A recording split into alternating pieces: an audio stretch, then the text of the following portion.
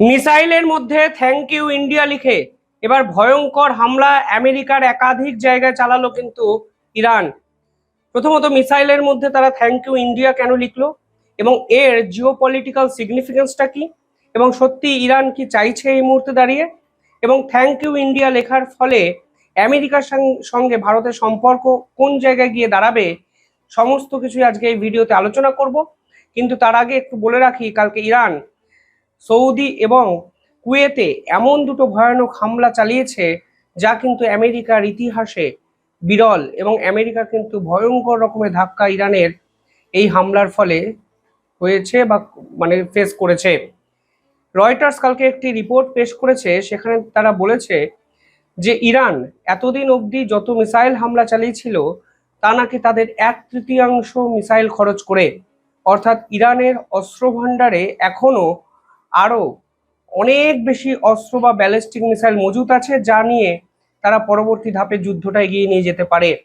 অর্থাৎ একটা জিনিস তো পরিষ্কার হয়ে যাচ্ছে যে ইরান ও আমেরিকার এই যুদ্ধ থামার তো জায়গাতে নেই, উল্টে প্রতি মুহূর্তে পরিস্থিতি জটিল হচ্ছে এবং গোটা বিশ্বে একাধিক নতুন ইকুয়েশন কিন্তু তৈরি হচ্ছে প্রতিনিয়ত।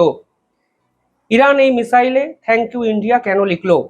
প্রথমত, ভারত প্রথম থেকে ইরানকে বিভিন্ন ক্ষেত্রে সাহায্য করেছে এবং এই পদক্ষেপগুলোতে ডিপ্লোম্যাসিতে বলা হয় ন্যারেটিভ ক্রিয়েটিং স্টেপ, অর্থাৎ ইরান বোঝানোর চেষ্টা করছে যে ভারতের মতো শক্তিশালী একটি রাষ্ট্র ইরানের পাশে আছে। দেখুন, এই সামগ্রিক পরিস্থিতিতে ভারত কিন্তু অত্যন্ত ব্যালেন্সড এক ডিপ্লোম্যাসি ফলো করছে। ভারত যেমন একদিকে ডোনাল্ড ট্রাম্পের সঙ্গে প্রতিনিয়ত কথোপকথন চালাচ্ছে, অন্যদিকে ইরানকেও কিন্তু প্রয়োজনীয় আশ্রয় দেওয়ার চেষ্টা করছে।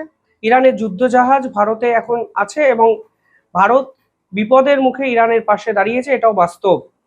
ফলে ভারত নির্দিষ্ট একটি রাষ্ট্রকে ব্লাইন্ডলি সাপোর্ট করছে, বিষয়টা কিন্তু সেরকম নয়।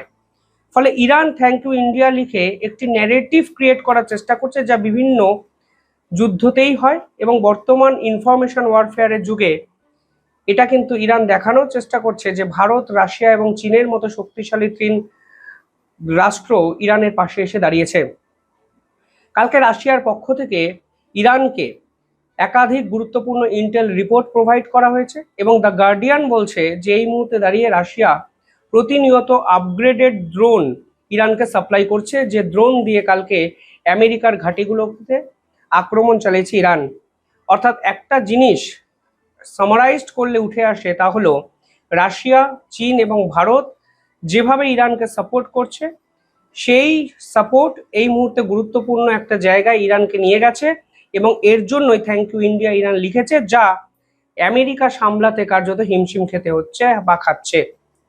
যে তথ্য উঠে আসছে সেখানে বলা হচ্ছে কালকে কুয়েতের বুবিয়ান আইল্যান্ড, যা অত্যন্ত গুরুত্বপূর্ণ একটি ইনফ্রাস্ট্রাকচার, সেই বুবিয়ান আইল্যান্ড কমপ্লিটলি এলিমিনেট করে দেওয়া হয়েছে ইরানের ড্রোন এবং মিসাইল অ্যাটাক দ্বারা।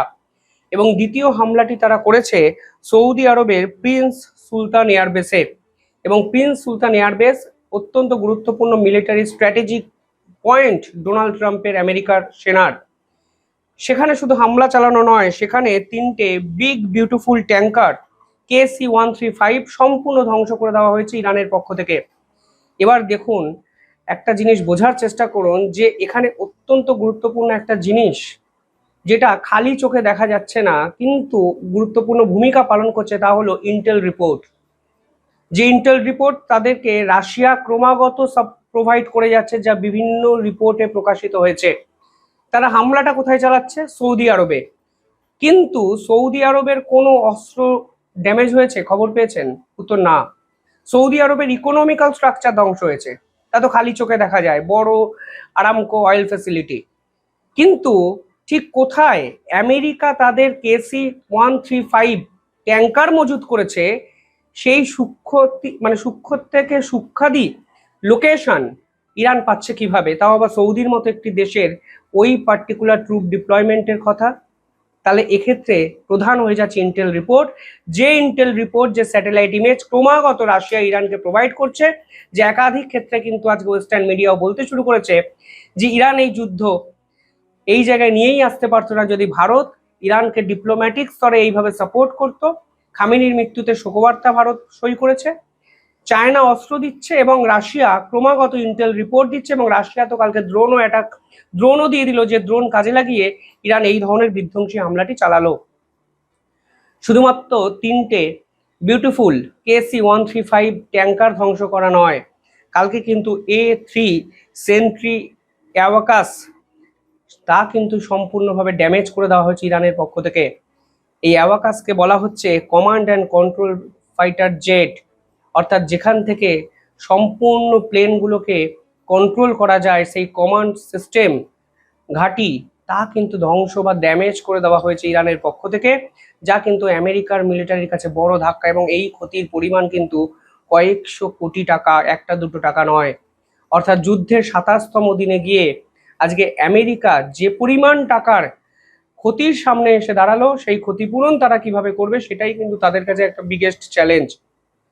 বিভিন্ন রিপোর্ট সামনে এসছে, কালকে আমি আপনাদের সামনে অলরেডি নিয়ে এসেছিলাম। সেখানে বলা হচ্ছে মিডল ইস্টে 13টা আমেরিকার ঘাঁটি কার্যত তছনছ করে দিয়েছে ইরান, এবং সেই 13টা ঘাঁটিতে প্রায় 40,000 আমেরিকান সৈন্য মজুদ ছিল, যারা কার্যত বিভিন্ন ক্ষেত্রে রিমোটলি কাজ করার চেষ্টা করছে, পালিয়ে যাচ্ছে সেই মিলিটারি বেসগুলো থেকে। কিছুজনকে হোটেলে রাখা হয়েছে, কিছুজনকে ইউরোপে ট্রান্সফার করে দেওয়া হয়েছে।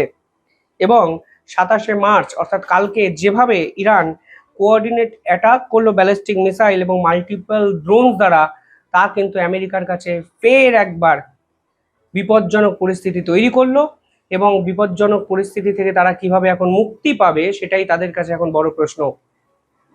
আমেরিকা কিন্তু পুরো পরিস্থিতিটা ঘেটে ঘ করে ফেলেছে।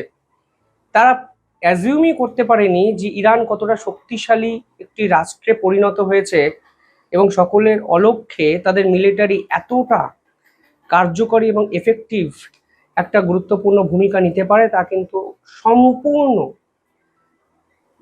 সম্পূর্ণ অনুধাবনই করতে পারেনি মার্কিন গোয়েন্দারা। এবং এর জন্যই আজকে তারা কিন্তু সব থেকে বেশি ক্ষতির সম্মুখীন হয়েছে।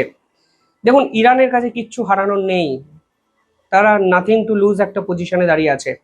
তারা জানে মিডল ইস্টের কোনো রাষ্ট্র তাদের পাশে নেই। সৌদি, কাতার, কুয়েত, জর্ডান, বাহরিন, ইউএই কেউ তাদেরকে সাপোর্ট করেনি। তারা জানে তাদের দেশের সুপ্রিম লিডার এই যুদ্ধে প্রাণ হারিয়েছে, তাদের সেনা প্রধান শেষ, গোয়েন্দা প্রধান শেষ, স্বরাষ্ট্রমন্ত্রী শেষ, প্রধানমন্ত্রী কার্যত হিমশিম খাচ্ছে অবস্থা সামলাতে। মিলিটারি ঘাঁটি ধ্বংস, গোয়েন্দার ঘাঁটি ধ্বংস, একের পর এক ক্রিটিক্যাল ইনফ্রাস্ট্রাকচার ধ্বংস, খার্গ আইল্যান্ড মারাত্মক এফেক্ট হয়েছে, সাউথ পার্টস কার্যত শেষ। তা সত্ত্বেও তারা একের পর এক আমেরিকার ঘাঁটিতে আক্রমণ যেভাবে সামলাচ্ছে, তা কিন্তু নজির হয়ে থেকে যাবে এই পুরো যুদ্ধ বিধ্বস্ত পরিস্থিতিতে। আপনারা অনেকে বলতেই পারেন আমেরিকাকে তো সরাসরি আর আক্রমণ করা যায়নি, কিন্তু আমেরিকাকে আক্রমণ করা যায়নি এটা যেমন সত্যি, পাশাপাশি এটাও সত্যি মিডল ইস্টের 19টি আমেরিকান ঘাঁটি কার্যত ইরানের মিসাইল আছড়ে পড়েছে, যেখানে 13টি মিলিটারি ঘাঁটি সম্পূর্ণ শেষ, 11টি মিলিটারি ঘাঁটি মিডল ইস্টের বিভিন্ন জায়গায় কাজ করার মতো জায়গাতেই নেই, এবং আমেরিকার সহযোগী রাষ্ট্ররা কার্যত হিমশিম খাচ্ছে। গ্লোবাল অয়েল সাপ্লাই চেন মুখ থুবড়ে পড়েছে। অর্থনৈতিক যে স্টেবিলিটি যেটাকে বলা হয়, ব্যালেন্স যে সিস্টেম, তা কিভাবে চলবে বা তা কিভাবে ফিরবে, সেটাই এখন সব থেকে বড় প্রশ্ন। যাই হোক, কমেন্টে জানাবেন কিভাবে দেখছেন আপনারা পুরো বিষয়টি। দেখতে থাকুন দ্য ইন্ডিপেন্ডেন্ট বেঙ্গল, অসংখ্য আপডেট আসবে, আমি আপডেটেড ভিডিও নিয়ে আসবো আমাদের এই চ্যানেলে। দেখতে থাকুন আমাদের চ্যানেলটি, সাবস্ক্রাইব করে পাশে থাকা বেল আইকনটি ক্লিক করে থাকবেন। ধন্যবাদ।